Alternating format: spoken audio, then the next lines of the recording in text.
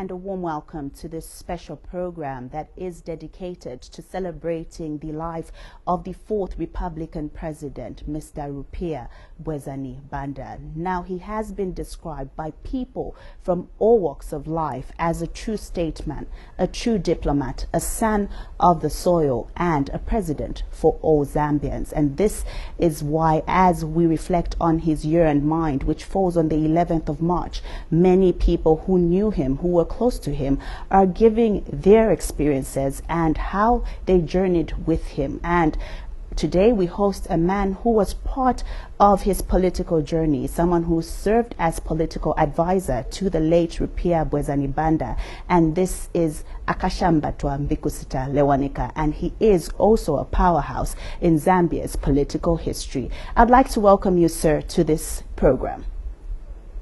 Thank you very, very much. Such a nice surprise that you have reached out to me to give me an opportunity to share in remembering Rupia Banda.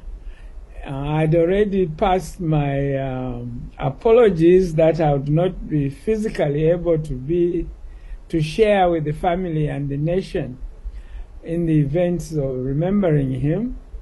It so happens that right now I'm in an area which is very close to Washington, D.C., which marks one of the places I remember him from way back 55 years ago when he was ambassador in Washington, D.C., and had an occasion to be a guest at his residence when he was ambassador in Washington, D.C. Although, of course, I'd met him earlier than that, even in 1954, when he was a student at Munali, and I was staying with my brother, who was his house captain. Talk to us about Rupia Banda, and like you've given us a brief history of how where you are is of sentimental value because of the relationship that you shared with him. But who was Rupia Banda to you, looking at a man who got his first ambassador posting at age 27? I think even earlier than that. Yes, I remember him as when he was a student at Munali, and he was made house captain of Moffat House when my late eldest brother, Arthur Mbikusita-Lewanika, was house captain. And he was one of my brother's favorite students. So I've been fond of him since 1954.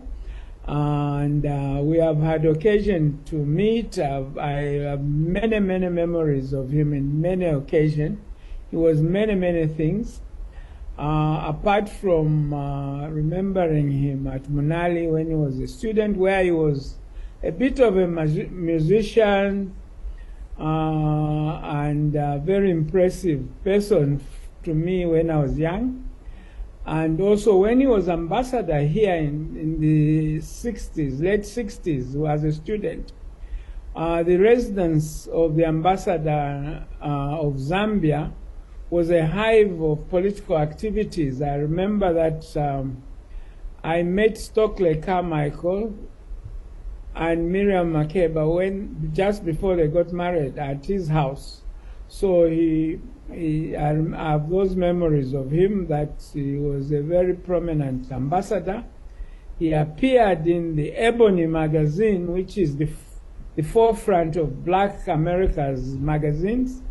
Even as an ambassador, he was quite well known when he was here. And I also have memories of him after I went. I must say, even before I finished my studies, when I was at Cornell University, my thesis was on NAMBOD, at the time which he was general manager of NAMBOD, the National Agricultural Marketing Board. So he was also that, and when I was director of projects at Indico, I was working with some German companies which were represented by friends of his, such as Bill Sutherland, who was a partner of Rupia Banda in managing Loti Mwale, Chamchiteule boxers. And they had occasion to take me to London to go and watch Loti Mwale fight. We were very, very proud that match Loti won. He was also, I remember him very well. I can almost visualize him at Lusaka City Club, where he was very popular. And when my relative David Lewanika was chairman, I was also one of the leaders of the so-called Bola Bola generation, who were a very vocal support group for the Zambia national team and soccer in Zambia generally. So apart from having been a diplomat, having been a businessman, having been a promoter of sport, including soccer, I have known him all those while. Then when he was active in the United National Independence Party top leadership as a minister, as an MCC, even at the time when I was also at the forefront of campaigning to end the one-party state, we were in different camps, but our relationship never altered. He was able to differentiate personal relationship and political relationship. In fact, I should say that he was basically, as Ian Kama said at his funeral, he really was not a politician. He was a very social person. He preferred to get along with people and was very uncomfortable and I think very unskilled at dealing with personal attacks that sometimes characterize our politics. So that because we were able to maintain a relationship, even when we were on different sides of the political issues in Zambia, even when he retired, I was close to him. And therefore, I was also instrumental in bringing him into support for Levi Mwanawasa, which culminated in Levi Mwanawasa appointing him as vice president and so on.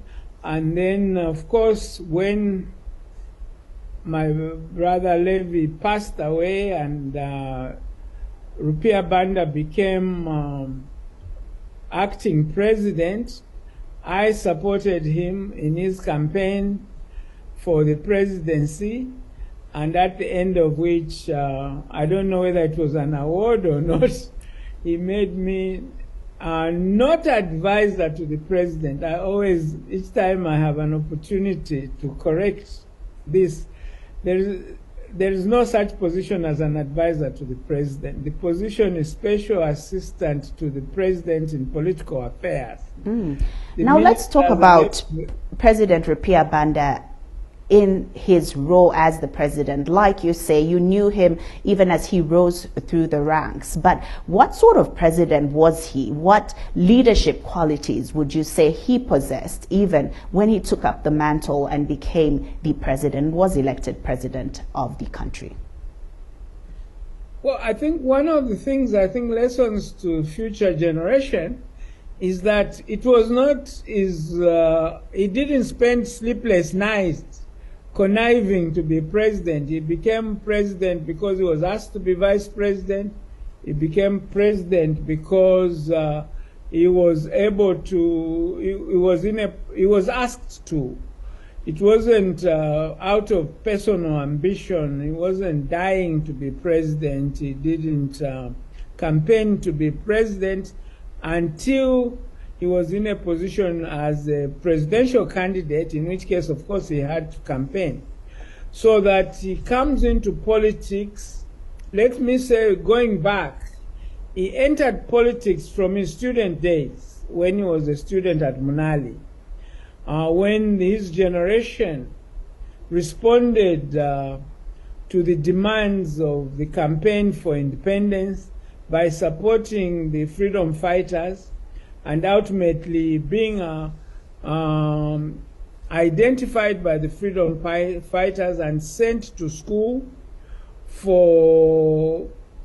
in his case, after finishing his Form 4 at Munali, he was sent to school by UNIP, first to Ethiopia, then to Sweden.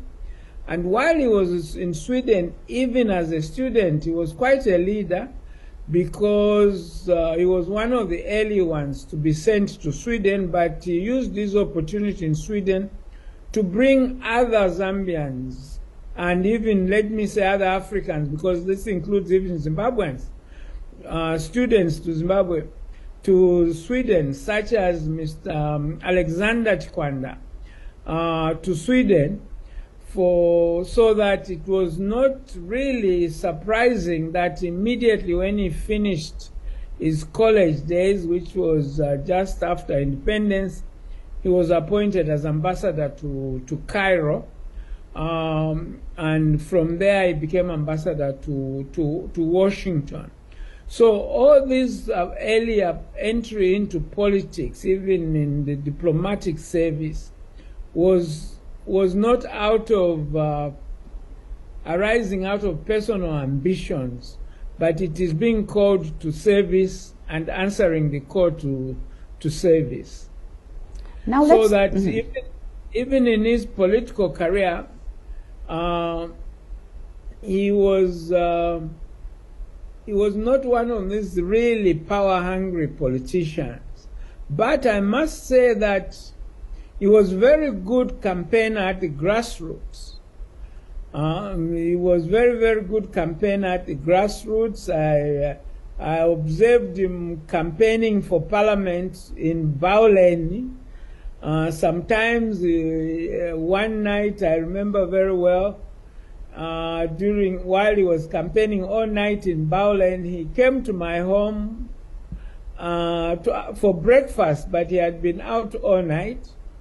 And so that when Levi Mwanawasa was looking for a vice president, and I was convinced that Levi Mwanawasa's second term could only be earned by him winning the Eastern Province, he was the obvious candidate for me to court, because I knew that with his grassroots connections, he would be able to deliver the Eastern Province. He was one of the very few people who got along on a very friendly basis with all the traditional, and literally all the traditional authorities in Eastern Province, all the senior citizens in Eastern Province, and was very well known there.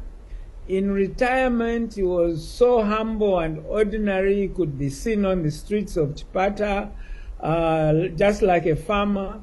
So he had all the characteristics, the behavior, the social connections, which put him in a very good position to be able to assist Levi Mwanawasa in getting his message and to the Eastern Province, which had up to that time remained a stronghold of the United National Independence Party. I like that you talked about the young people and what lessons can be learned from President Rupia Banda. One of the things that comes out, and we did see this even during his funeral service, is that he was called a true Democrat, someone who had the heart of the nation and the continent. What are some of those lessons that leadership today can learn from President Rupia Banda, especially that we did see also under him a peaceful democratic transition? As I say, he wasn't really a politician in the sense, because sometimes a politician in the negative sense is someone who's simply after power and who is doing everything to gain position, doing everything to keep position, who is doing everything to fight those who are threatening his position. He was not very good at that, actually. And but he was a hands-on person. He was exposed enough to politics to be a good campaigner for party. In many ways, I think, although he became president under MMD, he was very much politically tutored by UNIP. And like a service leadership sort of things was very much at his heart. And as I say, even at personal level, he related much easier with people, more or less as friends and families. Whoever he related to, he kind of had to reduce you to a member of his family. You know, you are either equivalent to his brother or equivalent to his sister or equivalent to his child. And normally treated people on the basis of their equivalence as members of his family. And also he was very African in the sense of a borderless family. He was a family man, but a family without borders. He wasn't a family man restricted to a nucleus family. And that family attitude of relating to people as members of the family transcended into his politics. Talk to us about your fondest memories working with the president in your line of duty. What are some of the things that stood out for you because you were obviously in close proximity with him?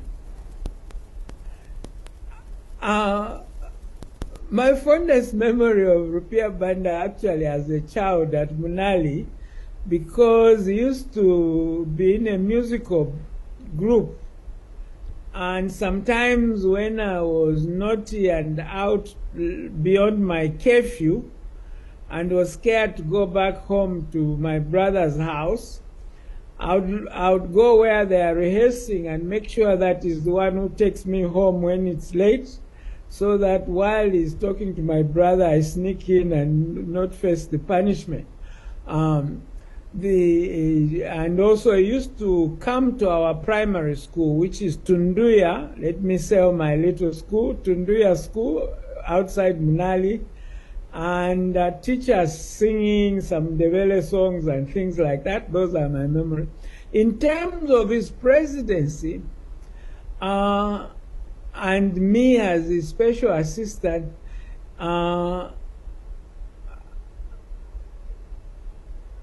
I don't have really fond memories. They were all good memories because it's somebody I'd known for so long that my relationship with him was seamless.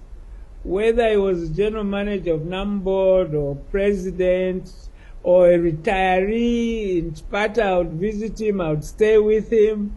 When he would come back to Lusaka as a retiree, there weren't too many friends of his staying with him, and I would be with him. So my relationship with him was so fond that it's very difficult to pick particular moments more fonder than others. Mm-hmm. I was fond of him, full stop. Let's talk about life today, obviously without President Rupia Banda, but his legacy lives on. What should the history books write about this great man? Why should he be documented and celebrated in a way that he was even during his lifetime? I think what crowned his life was what happened towards the end of his life, which coincided with the transition from the presidency of President Edgar Lungu to the presidency of HH. As I've said, he entered into politics because he was in the right place and he played the role that was required of him. So it so happened that he happened to be the only former president we had, and he seized that opportunity to contribute positively to smoothing the transition. And I think both Edgar Lungu and HH should be commended for having been able to seize the opportunity of a character such as Rupia Banda to enable Rupia Banda to bring them together and to enable Rupia Banda to assist in the transition with their cooperation. And I think that that crowned his political life. That is a crowning service to the nation, because in we have actually betrayed the promises of independence. We have betrayed the promises of returning to multi-party. We are not as democratic as we promised ourselves to be. Therefore, we have not inculcated the democratic culture, so that we are still at risk each time you change government for the country to blow up or something like that. And therefore, it takes, it's almost per chance that you may get a Rupia Banda who seizes the opportunity to do that.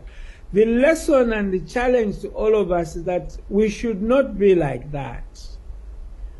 We should live up to the promises of our democracy and really be Democrats, understanding that there are losers and winners, and the rule of law, particularly constitutional law, and ensuring that our elections are free, fair, and credible, and and that our politics may be competitive but not corrupt, that our political ambitions may be tempered down by our national service, so that even if there is no Rupia Banda to come to talk to the outgoing and the incoming president, we should be able to transition from one administration to the other seamlessly without requiring a Rupia Banda, let alone without the shame of requiring outsiders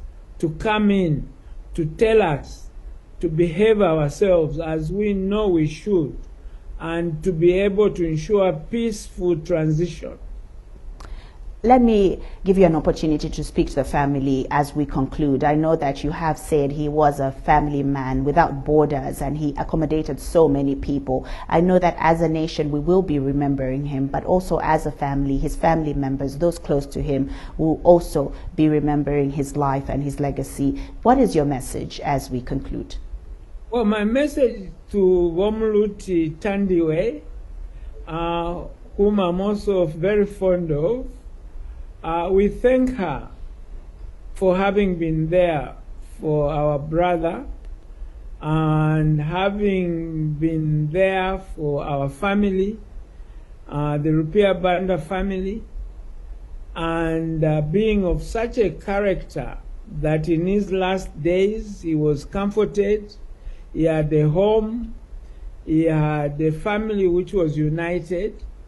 I also like to thank the rest of the Banda family for having done us pride that even after his passing away, they were able to manage that difficult period with dignity and with love and with affection and an exemplary way of how, again, like I've said in terms of our politics, that it is normal that some ruling party at some time will become former ruling parties. And we shouldn't be thinking that it's a risky position. It is also normal that some heads of households will pass away, but families should remain together, united in love, and pay the last respect to the departed one is embedded in how we behave and how we continue as a united family. I thank them for that. Thank you so much, sir, for joining us, and we wish you all the best, and thank you for sharing that account with us on this special program. Thank you for reaching out to me. I thought I was only going to be present in spirit, but now I'm present not only in spirit but also by Zoom. Thank you so much. Thank you. Akashambatwa Mbikusita-Lewanika joining us on this special program dedicated to remembering the life of 4th Republican President Rupia Banda. And like has been said by many, he was a man of true democratic values and a man that loved the nation. My name is Chileshe Malungila. Goodbye.